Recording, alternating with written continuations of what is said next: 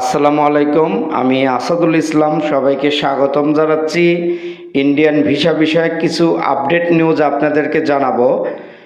ইতিমধ্যেই আপনারা জানতে পারছেন যে বাংলাদেশের পররাষ্ট্রমন্ত্রী খলিলুর রহমান উনি নয়াদিল্লি সফর করছেন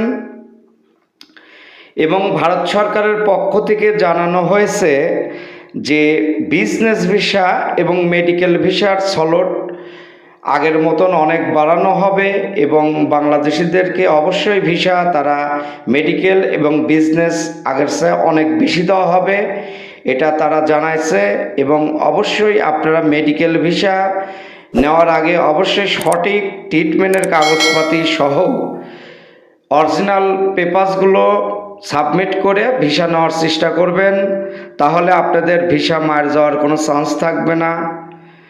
এবং ট্যুরিস্ট ভিসার বিষয়টি যেটা আমরা জানতে পারছি সেটা আপনারা জানেন যে এই চলতি মাসের 19 তারিখে পশ্চিমবাংলায় নির্বাচন এবং এই চলতি মাসের 29 তারিখে আবারও পশ্চিমবাংলায় নির্বাচন এবং আগামী মে মাসের 5 তারিখে তারা ফলাফল ঘোষণা হবে এবং হয়তোবা 10 তারিখে মের 10 তারিখে ট্যুরিস্ট ভিসার আপডেট নিউজ আমরা জানতে পারবো। পরবর্তী ভিডিও দেখার জন্য অবশ্যই পরবর্তী নিউজ পাওয়ার জন্য আমাদের চ্যানেলটি সাবস্ক্রাইব করে আমাদের সঙ্গে থাকুন।